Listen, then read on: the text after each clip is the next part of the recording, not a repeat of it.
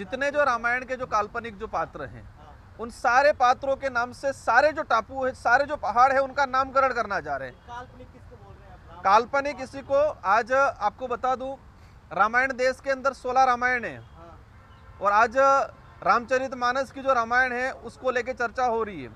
उसमें supreme court का भी जजमेंट आया हुआ है। मोदी जी ने कई बार स्टेटमेंट में कहा है कि इसमें कई चीज़ें काल्पनिक हैं। कोर्ट भी ये चीज़ कह चुका है कि इसमें कई चीज़ें, मैं किसी धर्म में विश्वास नहीं करता। जिन्होंने प्रभु श्री राम पे और सनातन पे इस तरह की टिप्पणी की है तो उनका हाल बहुत बुरा हुआ है।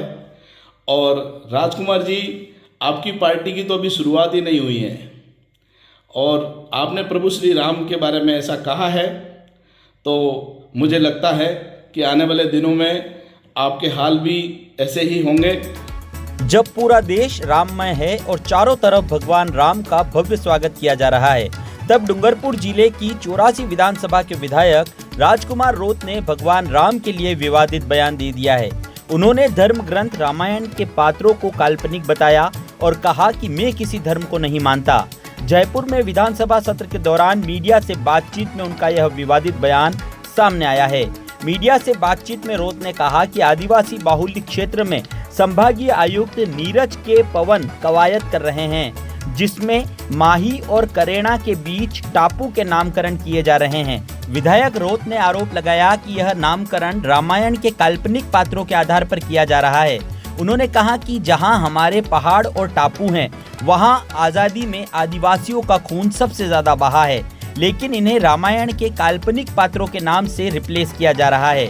रोत के इस बयान के बाद राजस्थान में सियासी पारा बढ़ गया है। सलूम्बर के एक आदिवासी भाजपा नेता ने ही रोत के बयान पर विरोध करते हुए चेतावनी दी है कि अगर उन्होंने राम के लिए कुछ भी कहा तो उनकी पार्टी की स्थिति भी कांग्रेस की तरह हो जाएगी। भाजपा नेता नरेंद्र मीणा ने कहा कि राजकुमार रोत ने अपनी पार्टी का नाम भारतीय आदिवासी पार्टी रखा है, लेकिन उनकी पार्टी को चलाने वाले वे लोग हैं जो ईसाई मिशनरी से जुड़े हैं और धर्मांतरण का काम करते हैं। उन्होंने कहा कि एक बार मनमोहन सिंह ने भी राम सेतु को काल्पनिक बताया था, उसके बाद उनकी पार्टी अस्त की ओर है। ऐसे में रोत की पार्टी का भी यही हश्र होने वाला है।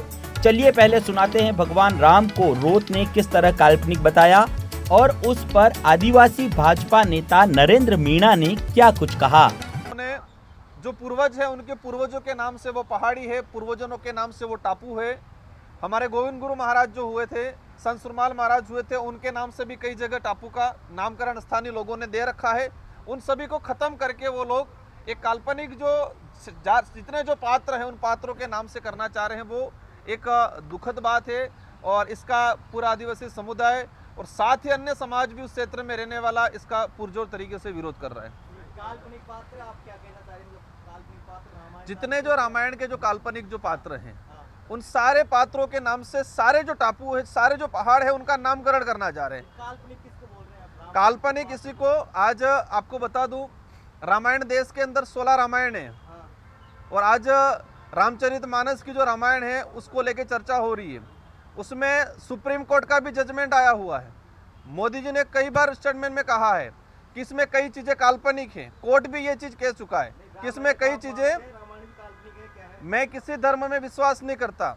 मैं किसी धर्म में, रामायण को मानते हैं। मैं ये कह रहा हूँ, मैं किसी धर्म में विश्वास नहीं करता और मैं किसी धर्म का विरोध भी नहीं करता। लेकिन देश में जिस तरह से धर्म के नाम से राजनीतिक हो रही है, वो उनकी जगह करें, हमें कोई दिक्कत नहीं। लेकिन आदिवासी बाहुल्य क्षेत्र के इतिहास पे कुठाराघात किया जा रहा है। जो शहीद हुए हैं, आज राजस्थान का इतिहास उठा के देख लो, सबसे ज्यादा कौन शहीद हुआ है? आदिवासी समाज का व्यक्ति शहीद हुआ है।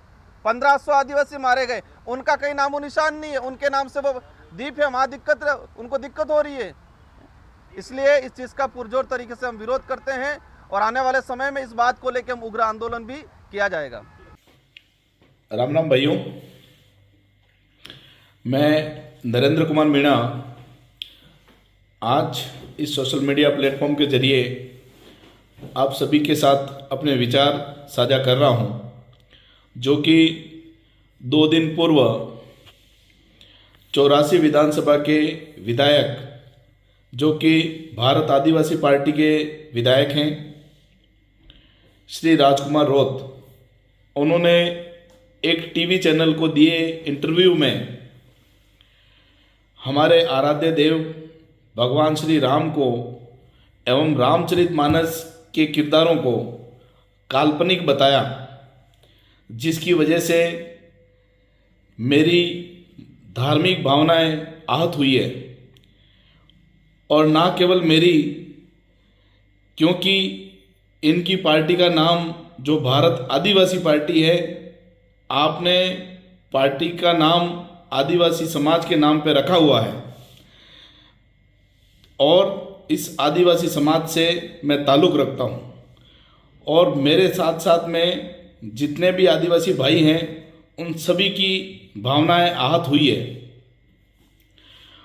और आपके इस बयान से जैसी आपकी पार्टी के बारे में चर्चा की जाती है, जैसी चर्चाएं होती है, आपकी पार्टी को जो लोग पीछे से चलाते हैं वो कहीं न कहीं ईसाई मिशनरियों से जुड़े हुए लोग हैं, जो धर्मांतरण का काम करते हैं वो लोग हैं, और कम्युनिस्ट विचारधारा के लोग जुड़े हुए हैं जो आपकी पार्टी के मैकेनिज़्म को पूरा संभालते हैं।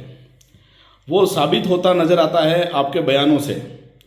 और मैं जनजाति समाज आदिवासी भाइयों से मैं निवेदन करना चाहता हूँ कि राजकुमार जी का विचार जो इस इंटरव्यू के माध्यम से हमारे सामने आया है, उससे यह स्पष्ट हो चुका है कि वो भगवान श्री राम के लिए भी ऐसा बयान दे सकते हैं। तो मैं उन्हें इस बात के लिए आगाह भी करता हूँ कि कांग्रेस इस देश में कितनी बड़ी पार्टी थी, और उसने भी मनमोहन सिंह जी जब प्रधानमंत्री थे, जो उन्होंने एक कोर्ट में हलफनामा दायर किया था जिसमें राम सेतु पे उन्होंने सवाल उठाए थे। राम सेतु भी था या नहीं था, इस तरह के सवाल जब उठाए थे, और भगवान श्री राम पे उन्होंने जो सवाल उठाए थे, तो प्रभु की कृपा देखो कि धीरे धीरे धीरे कांग्रेस अस्तातल की तरफ है। और आने वाले दिनों में कहीं ऐसा नहीं हो कि लोग ये कहें, इतिहास बन जाए ये कांग्रेस, कि कांग्रेस कभी राजनीतिक दल भी भारत के अंदर हुआ करता था। ये स्थिति हो रही है। जिन्होंने प्रभु श्री राम पे और सनातन पे इस तरह की टिप्पणी की है, तो उनका हाल बहुत बुरा हुआ है। और राजकुमार जी, आपकी पार्टी की तो अभी शुरुआत ही नहीं हुई है, और आपने प्रभु श्री राम के बारे में ऐसा कहा है, तो मुझे लगता है कि आने वाले दिनों में आपके हाल भी ऐसे ही होंगे। और मेरे समाज के सभी भाइयों से मैं निवेदन करता हूं कि ऐसे लोग जो केवल राजनीतिक अपनी महत्वाकांक्षा को सिद्ध करना चाहते हैं, उनकी बातों में नहीं आना चाहिए, गुमराह नहीं होना चाहिए। और हम सभी सनातनी हैं और भगवान श्री राम को मानने वाले हैं, और आप सभी से मैं निवेदन करता हूं कि ऐसे बयानों का हमको बहिष्कार करना चाहिए, विरोध करना चाहिए। धन्यवाद।